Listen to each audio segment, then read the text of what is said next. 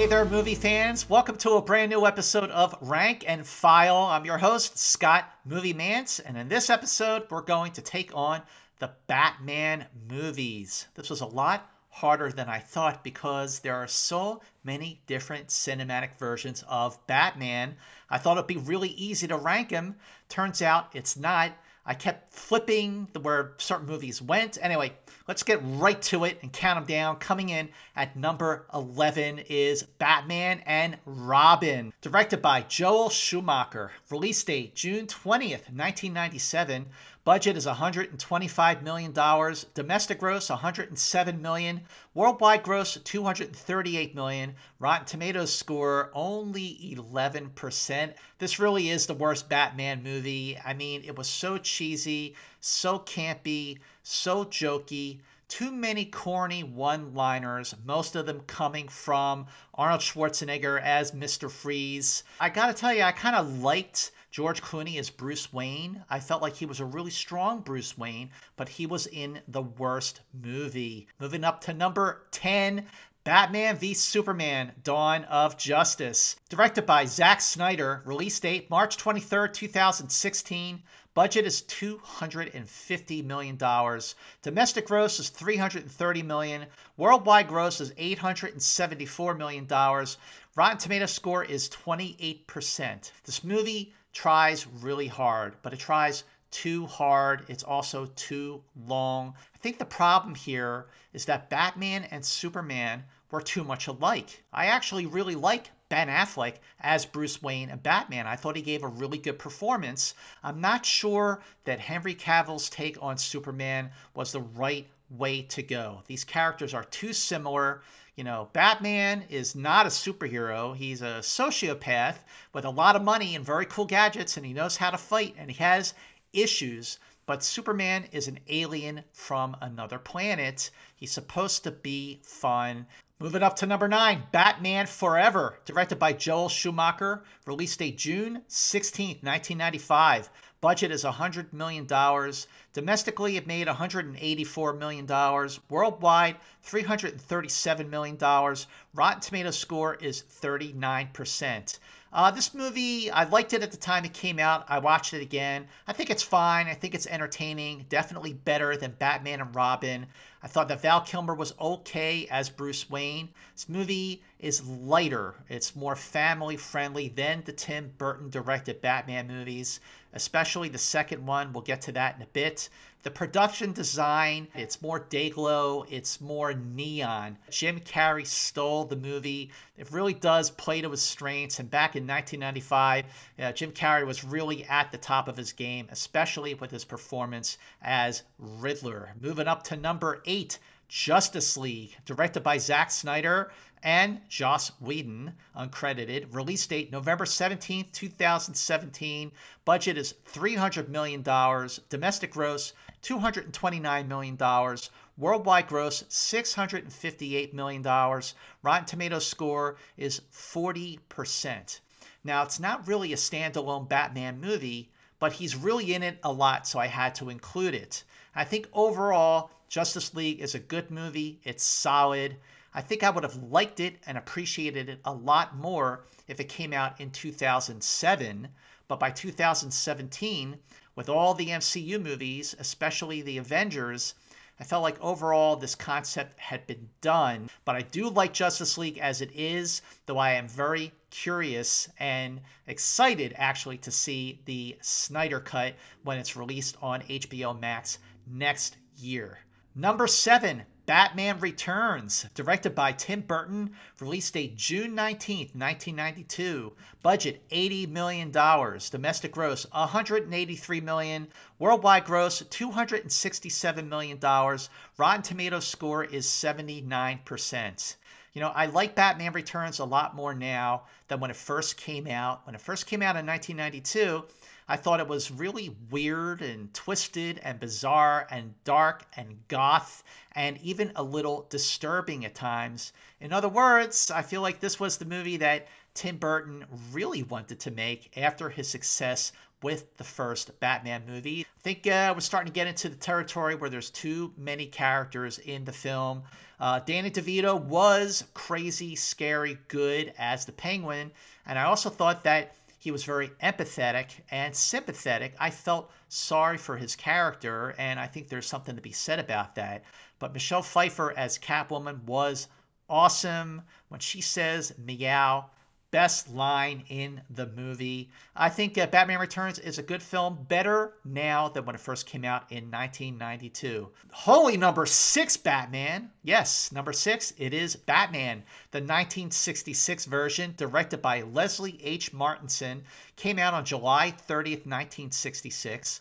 Budget, $1.5 million. Domestic gross, $1.7 million. Rotten Tomatoes score is 78%.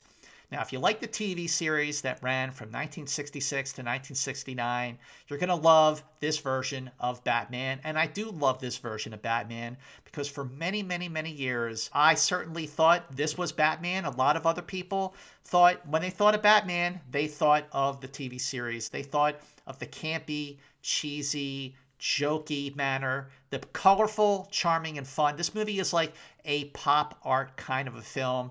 Moving up to number 5 is The Dark Knight Rises, directed by Christopher Nolan, release date July 20th, 2012, budget $250 million. Domestic gross $448 million, worldwide gross $1.08 billion, the highest grossing Batman movie worldwide. Rotten Tomatoes score is 87%. Now, over the last few years, I feel like there's been a lot of, I don't want to say hate for The Dark Knight Rises, but it's just not as regarded as its two predecessors, and I think it deserves to be. I love this movie. I actually think The Dark Knight Rises is the most ambitious Batman movie, especially in this trilogy, because it's an ensemble film. I mean, where some of the other films suffer from having too many characters, I think The Dark Knight Rises actually is better because it has so many characters. It feels more epic. The stakes are much, much higher. As the villain, Bane, I thought Tom Hardy was scary good. Just like its predecessor, the movie was plausible, it was grounded, and in a post-9/11 world, I thought The Dark Knight Rises was actually pretty scary. Moving up to number 4, the Lego Batman movie, directed by Chris McKay, release date February 10th, 2017. Budget is $80 million. Domestic gross is $176 million. Worldwide gross, $312 million. Rotten Tomatoes score is 90%. This movie is so fun. It is so funny. It's imaginative. It's clever. And it brings together all the Batmans, especially the cinematic Batmans. This movie is a great follow-up to the brilliant Lego movie. And this movie is not just a spoof of Batman, but it works great as a standalone Batman film unto itself. You learn so much more about the character of Batman. Feel sorry for Batman. This movie has heart. It is charming. It is very moving. Words I never thought I would use in a Batman film. Moving up to number 3, Batman Begins, directed by Christopher Nolan. Release date June 15th, 2005. Budget $150 million. Domestic gross $207 million. Worldwide gross $373 million. Rotten Tomatoes score is 84%. This is how you do a reboot. And this is exactly what Batman needed after Batman and Robin practically killed or almost killed the franchise. Christopher Nolan is a sophisticated director. He makes challenging films and he expects the audience to rise to his level. This is a great interpretation of Batman. The first half of the movie, it's all about Bruce Wayne and his training. It feels like a samurai film. Batman doesn't even appear until more than an hour into the movie. Christian Bale is terrific as Bruce Wayne and Batman, and I think definitely because of these films, because of Nolan's 3 movies, this is my favorite interpretation of Batman. I think Christian Bale was just simply awesome. Moving up to number 2, it's Batman, the 1989 version of Batman, directed by Tim Burton. Release date, June 23rd, 1989. Budget, $35 million. Domestic gross, $251 million. Worldwide gross, $411.5 million. Rotten Tomatoes score, 71%. I love this movie. I remember when this came out in June of 1989, Batman was everywhere. This movie was a phenomenon. And Batman, this film, is the best superhero movie since the original Superman movie came out in 1978. Talk about a perfect match of material with the filmmaker. Tim Burton just did a great job directing this movie, played to his sensibilities. He would get darker with the next movie, but the production design of this movie is absolutely gorgeous and glorious. Of course, Jack Nicholson, he just absolutely stole the film as Joker. I remember at the time it was very controversial when Michael Keaton was cast as Bruce Wayne. But then I saw the film and I thought, you know what? He's really good. He is a terrific Batman. And this movie has an excellent score by Danny Elfman and an excellent soundtrack by Prince. That brings us to number one. Of course, it has to be The Dark Knight. Directed by Christopher Nolan. Release date, July 18th, 2008. Budget, $185 million. Domestic gross, $535 million. Worldwide gross, $1 billion. Rotten Tomatoes score, 94%. What can I say? This movie changed the game. There had never been a comic book-based movie like it. It's so plausible. It's grounded in reality. The visual effects, the action scenes, the stunts, they are all practical. I mean, take a look at that truck chase. And it's just more of a mob movie. It's like the Godfather of costumed hero movies. And Batman and Joker, they were far more alike than unalike. They're both twisted sociopaths. The only difference is Batman has much, much better intentions. It just works on every single level. It has gotten better with age. I mean, this movie is just absolutely positively outstanding. And let's talk about Heath Ledger. I mean, how do you follow Jack Nicholson from the 1989 movie as Joker? You got to do something very, very different. And boy, did Heath Ledger do something very, very different. He absolutely deserved his Supporting Actor Academy Award, which he got after he had unfortunately passed away in January of 2008. And then, of course, 11 years later, Joaquin Phoenix won lead actor, best actor for Joker for his movie. Speaking of which, why didn't I rank Joker on this list? Well, Joker isn't really a Batman film. Even though Bruce Wayne is technically in the movie, Batman is not, so I did not include Joker in my ranking. Although, gotta say, the movie made more than $1 billion. That movie was a phenomenon.